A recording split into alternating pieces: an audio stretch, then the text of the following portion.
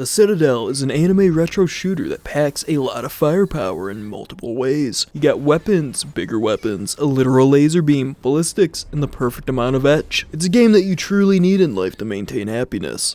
Wasn't really sure what the plot was all about, mainly because I was focused on the side plots, but regardless, there are robotic anime girls, or cyborg anime girls, I don't really know, that need to be put to rest, and plenty of smaller anime girls that will not stand in my way to complete my religious quest. The gameplay is your standard shooter. You fire satisfying weapons that project actual projectiles, and you navigate around a map that reminds me of something virtual. Just ignore the Red Sea below. I'm pretty sure it is nothing to worry about. At least I think it's a sea. I don't really know. It's scary. Best not to think about it. You're not expunging martyrs from this world, you're exploring the map and collecting silver and gold plates, which can be used as currency to purchase upgrades. We'll get into that later.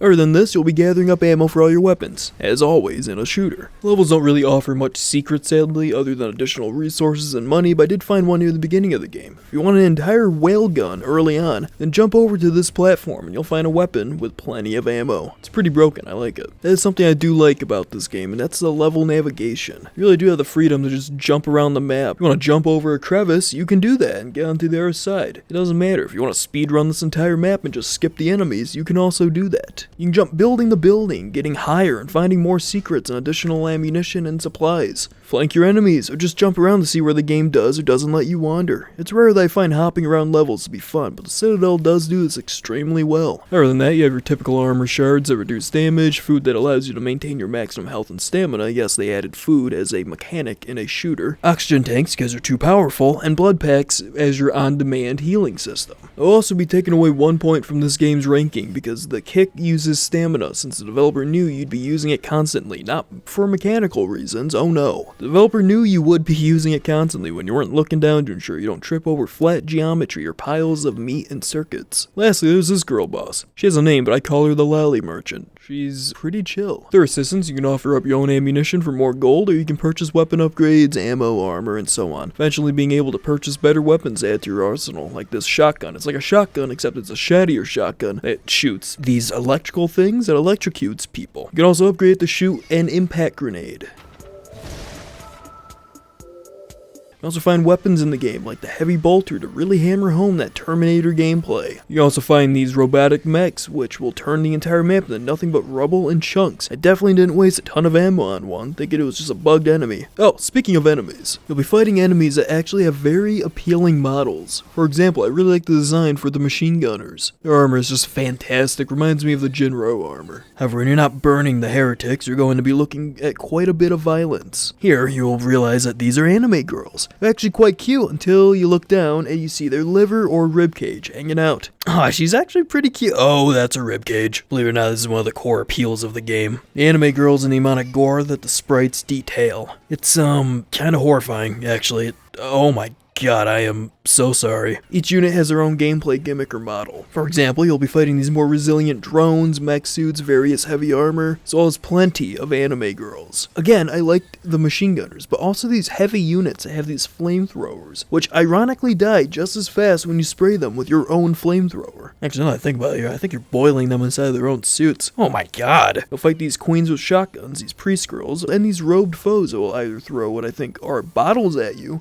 or just blow up because their god said so, I guess. After fighting through set groups of pure anime, you'll fight bosses. They're often these bullet hells where you'll just need to fire enough rounds into them while dodging their projectiles in order to defeat them. First boss is a giant brain, and after defeating the huge brain, you get to face off against an anime cyborg girl that's actually just sad and kind of accepts her fate, letting you... I feel really bad. Am I the monster? Another favorite of mine is this blue-hair anime girl boss. The reason being is that it further hammers home the fact that blue-haired anime girls really can't catch a win in these works of peak fiction. Even her bodyguards are blue-haired, and they fall just as fast. They can't really catch a break. Good God. When you defeat a boss, you'll usually get an upgrade. This can range from grappling to a wall to help you climb, which doesn't work 90% of the time for some reason, doubling all ammo capacity, and something like getting the ability to hold your breath while you're not moving. Yes, they made manual breathing into a game mechanic. One section I have to dedicate a whole paragraph to is the music. Soundtrack for this game is art. Not only does it just sound badass, but it really makes you want to not die, so you don't have to disappoint the music, but at the same time, you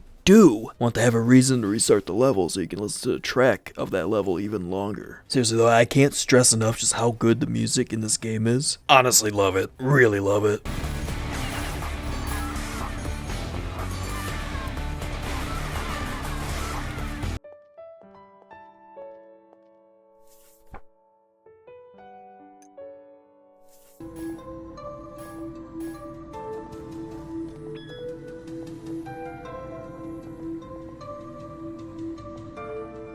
Other than quick bouts of exploration for secrets and gold, each level has a little gimmick to it. Some feature just having the entire Lost Planet mech suit being used. I really like the level where the game just gives you C4 and you just go around destroying these little blocks. It's amazing. Hearing the screams of the damned or just seeing something fly out of the corner, which is most likely a thigh chunk. Also really liked where the Citadel was surrounded by magma, random buildings just hanging off in the distance. This, along with the soundtrack for the level, really reinforces a more melancholic feel.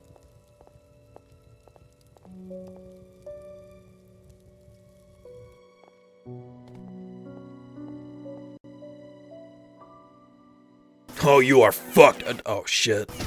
I also really like double jumping around. It's another gimmick, but I like gimmicks in my game personally. This is the only way personally that I'm able to recall or identify which section of the game I'm in, because it's hard to tell when you don't have outstanding art pieces or assets that aren't these green, bluish walls. However, I'll admit that when levels do feature art assets that really stand out, it actually makes it more memorable, and I like it. Seriously, they save all this for the end of the— keep saying they, it's he. This is made by one guy, why do I keep saying they? Lastly, I'll cover the weapons. Again, you can purchase upgrades for them, which will most likely lead to additional fire rates or just more damage and some other bonuses. However, each weapon on its own is fun to use, however. I think when you get to Act 4, most of them start to become obsolete. Not because they're useless or anything, no. No, it's because there are just better alternatives. For example, if you've been paying attention with most of my gameplay, you would notice that it features a chain gun. And yes, this right here is a chain gun that just happens to also have a secondary fire, which is a flamethrower. The weapon is completely broken, and the game knows it. Not only does it pack a punch, but it also has a fast fire rate and a faster fire rate.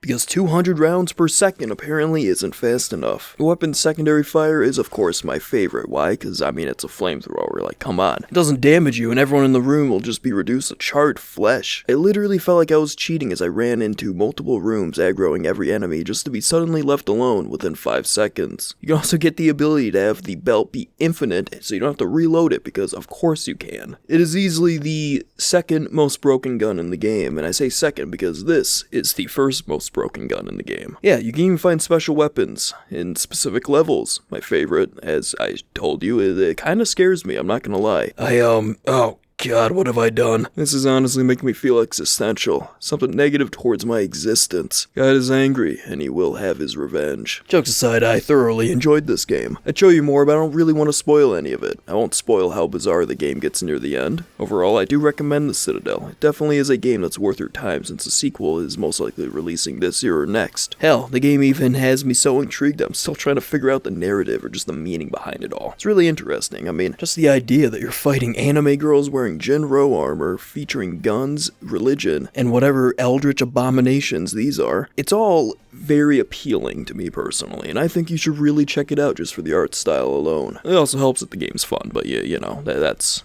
should be a given considering it's a shooter. As for the story, I haven't really found much, and neither have I been able to come to my own conclusions, but I will figure it out eventually, mark my words. Maybe I'll go insane. Who knows? Anyway, that will do it for this video. Stick around and show some love for the video if you really enjoyed it. Like always, link to the Steam page will be in the description. Peace out.